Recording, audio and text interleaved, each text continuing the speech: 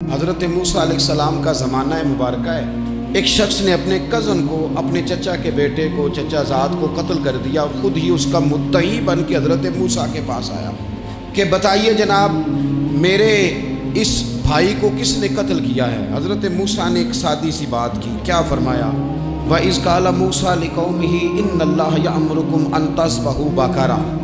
حضرت موسیٰ علیہ السلام نے اپنی قوم سے کہا کہ اللہ تمہیں حکم دیتا ہے کہ ایک گائے ذبح کرو، گائے کا کچھ حصہ مقتول کو مارو، وہ خود اٹھ کے بتا دے گا مجھے کس نے قتل کیا ہے۔ یہ پہلا سپارہ ہے قرآن مجید کا، آپ اس کو دیکھ لیں، یہ آیت نمبر 67 سے شروع ہو رہا ہے۔ تو اب وہ چونکہ ذبح کرنا نہیں چاہ رہا تھا، اس کو پتا تھا کہ مجرم تو میں خود ہوں، وہ ذبح چونکہ کرنا نہیں چاہ رہا تھا، اس سے کہا کہ مارو ایک حصہ گائے کا، اس کو تو یہ اٹھ کے بتا دے گا۔ تو اس نے جواب کیا دیا؟ قالوا اتتخذون ہزوا، کہنے لگا آپ میرے ساتھ مذاق کرتے ہیں، کبھی ایسا بھی ہوا ہے؟ قال اعوذ باللہ ان اکون من الجاہلین۔ حضرت موسیٰ علیہ السلام فرمانے لگے میں اللہ کی پناہ مانگتا ہوں میں جاہلوں میں سے ہو جاؤں۔ ہر وقت مذاق کرتے رہنا یہ تو جاہلوں کا طریقہ ہے۔ کن کا ہے؟ حضرت موسیٰ نے کہا ہے، قرآن پاک ہے، ہر وقت مذاق کرتے رہنا۔ خوش طبی اور چیز ہے، مسکراتے رہنا، لیکن کسی کا مذاق ہر وقت اڑاتے رہنا کن کا طریقہ ہے؟ جاہلوں کا۔ جب کہا نہیں ذبح کرنی ہے تو اب ذرا دیکھیے کرنا نہیں نہ چاہ رہے، قالوا ادع لنا ربک یبین لنا ما ہی، کہنے لگے اے موسیٰ پھر آپ نہ رب سے دعا کریں کہ وہ ذرا کھول کے بتائے وہ گائیں کس طرح کی ہو۔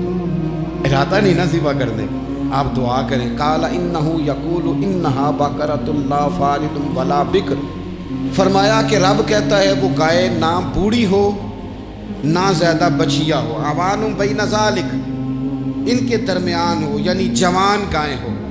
فافعلوا ما تؤمرون، کرو جس کا تمہیں حکم دیا جا رہا ہے۔ قالوا ادع لنا ربک یبین لنا ما لونھا، لو اگلی بات سن لو، کہنے لگے آپ دعا کریں رب سے کہ وہ کھول کے بتائے اس کا رنگ کس طرح کا ہو، رنگ بتائیں کس طرح کا ہو۔ قال انہ یقول انہا بقرۃ صفراء، فرمایا رب فرماتا ہے کہ صفراء رنگ کی ہو، یعنی گہرے زرد رنگ کی ہو۔ یہ رب فرماتا ہے اس طرح کی گائے ذبح کرو۔ فاقع لونھا تسر الناظرین، اور جب کوئی اسے دیکھے تو اسے اچھا بھی لگے، آنکھوں کو اچھی لگے وہ گائے، اس طرح کی گائیں ذبح کرو۔ لو اتنی باتیں بتا دی۔ قالوا ادع لنا ربک یبین لنا ما ہی، کہنے لگے نہیں آپ پھر دعا کریں اللہ ذرا کھول کے بتائے گائیں کس طرح کی ہو۔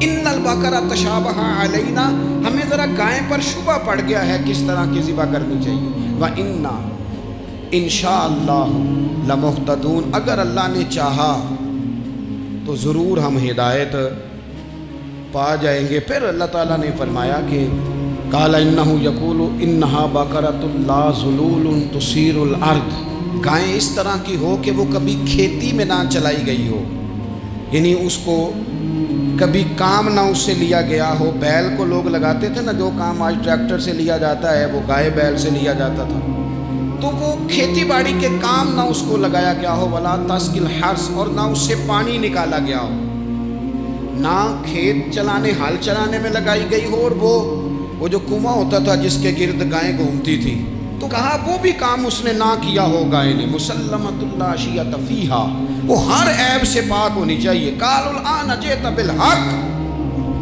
اب کہنے لگے اب آپ صحیح بات لے کے آئے، اب سوال ختم ہو گئے نا، کہنے لگے اب آپ بات فذبحوہا، انہوں نے ذبح کر دی۔ وما کادوا یفعلون، پر ایسا کرتے نظر آتے، لگتا نہیں تھا کریں گے ذبح پر ذبح۔ اچھا یہ گائیں پھر ملی کیسے؟ امام خازن کہتے ہیں کہ ایک نیک آدمی تھا، تو اس کا آخری وقت آ گیا، تو اس کے پاس جو کل جمع پونجی تھی وہ ایک بچیا تھی، گائیں کی بچی، بچیا ویڑی، اس کے پاس وہ ایک بچیا تھی صرف۔ تو اس نے اس طرح کیا کہ اس کی گردن پر ایک مہر لگائی، اللہ کے نام پر بطور امانت اس نے اس کو جنگل میں چھوڑا، کہا یا اللہ میرا بیٹا ایک ہی ہے، وہ بھی چھوٹا ہے، اس کی حفاظت کرنا اور میرے بیٹے کو پہنچا دینا۔ بچہ بالغ ہو گیا، اس کی ماں نے کہا بیٹا جو امانتیں رب کے پاس رکھوائی جائیں نا ان میں خیانتیں نہیں ہوا کرتی، جا کے جنگل میں آواز دے تیری گائے واپس آ جائے گی۔ اس نے جا کے جنگل میں آواز دی کہ وہ جو میرے باپ نے امانت رکھوائی تھی وہ کدھر ہے؟ وہ نشان لگی ہوئی گائیں دوڑتی ہوئی اس کے پاس آئی۔ واللہ خیر الرازقین، جب رب بندوبست کرے، جب اللہ بندوبست کرے تو پھر معاملہ اور ہوتا ہے۔ وہ گائے آ گئی۔ اب اس نے کیا کیا اس نوجوان نے کہ وہ گائے گھر لایا، ماں سے آ کے کہا کہ اماں یہ تو اللہ نے فضل کر دیا۔ ماں کہنے لگی پتر حالات ہمارے خراب ہیں، منڈی میں لے جا اسے بیچ دے، لیکن سودا میری مرضی کے بغیر طے نہ کرنا۔ کس کی مرضی کے بغیر؟ کس کی؟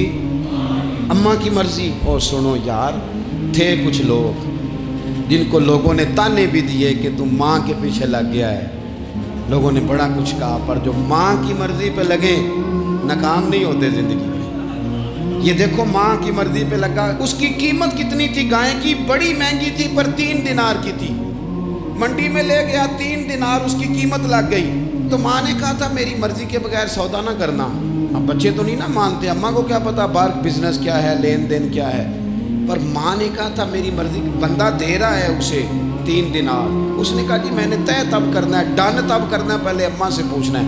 گھر جا کے اماں سے پوچھا، اماں کہنے لگی دے دے۔ واپس آیا تو اس نے کہا کہ میں 6 دینار دیتا ہوں پر میری شرط ہے، ماں سے نہیں پوچھنا۔ اس نے کہا تو 12 بھی دے، ڈن تب بھی ہونا ہے جب اماں نے کہنا ہے۔ وہ جب اس طرح کی اس نے گفتگو کی، واپس اپنی والدہ کے پاس گئے، کہنے لگے اماں سمجھ نہیں آتی، 3 دینار کی گائیں بندہ 12 میں خریدنے کو تیار ہے، شرط لگاتا ہے کہ اماں سے نہیں پوچھنا۔ تو والدہ کہنے لگی پتر پہلے اس سے جا کے پوچھ کیا وہ ہے کون؟ یہ کوئی روحانی معاملہ ہے، کوئی غیبی مدد ہے، پوچھ۔ اس سے جا کے پوچھا تو وہ کہنے لگا میں تو فرشتہ ہوں اللہ کا، تو نے گائیں بیچنی نہیں، اس لیے کہ تیرا باپ بھی نیک ہے، تیری ماں بھی نیک ہے، رب تیرے رزق میں برکت پیدا فرمانا چاہتا ہے۔ ماں باپ نیک ہونا رزق میں برکت ہو جاتی ہے۔ ماں باپ نیک ہو، ان کی صالحیت کا اثر پہنچتا ہے بچوں تک۔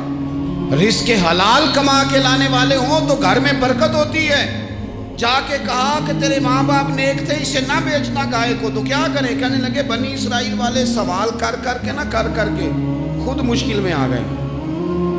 اب وہ ایسی گائے جو جوان بھی ہو، یہاں تو ہر غریب آدمی اپنی گائیں یہاں لگا دیتا ہے، کھیتی باڑی میں یہاں لگا دیتا ہے، کنویں میں پانی نکالنے میں، تو یہاں تو ہر ایک کی گائیں، تو ایسی گائیں جس کا رنگ بھی اتنا پیارا ہو، زیادہ بوڑھی زیادہ بچی بھی نہ ہو، اور ابھی تک کھیت میں بھی نہ لگی ہو، وہ سوائے تیرے کہیں نہیں ہے۔ اس نے کہا چل پھر مہربانی کر بتا میں کتنے کو دوں گائیں، اگر وہ آ جائیں تو کتنے کو بیچنی ہے؟ اسے کہنا کوئی نہیں، ریٹ تو زیادہ کرنا ہی نہیں۔ ان سے کہنا گائے کے اندر سے گوشت نکال دیں اور جتنا گوشت ہے اتنے پیسے بھر دیں، اس کی کھلڑی بھر دیں۔ اب وہ بنی اسرائیل والے ڈھونڈتے پہنچ گئے، کہا جناب گائیں 3 دینار کی یا 6 لے لو۔ اس نے کہا نہ بھائی، ذبح کروں گا، گوشت نکالوں گا، جتنا وزن گوشت کا اتنے پیسے بھرو گے کھال میں تو پھر گائے تمہیں ملے گی۔ اب مجبور تھے، کیا کرتے؟ ابن کثیر حدیث لائے ہیں، امام سیوطی نے در منصور میں بھی لکھی ہے، نبی پاک صلی اللہ علیہ وسلم نے فرمایا سنو جوانوں اور اسے دل کی تختی پہ لکھو، نبی پاک علیہ السلام نے فرمایا اگر بنی اسرائیل والے زیادہ سوال نہ کرتے تو اتنی مشکل کا شکار نہ ہوتے۔ انہوں نے سوال اتنے کیے کہ چارہ نہیں ہے اب ان کے لیے، چارہ نہیں ہے اب ان کے لیے کہ یہ ادھر ادھر جا سکے، مجبوری بن گئی، یہی گائے خریدنی ہے، یہی لے جانی ہے۔ اب اتنا سارا مال جمع کر کے وہ گائے خریدی، ذبح کی، تو مقتول کو جب اس کا ایک حصہ مارا تو اس نے اٹھ کے کہہ دیا یہ جو مدعی بنا ہوا ہے نا، یہی تو میرا قاتل ہے، یہی تو میرا قاتل ہے، یہی تو ہے، اس نے یہ سارا کام کیا۔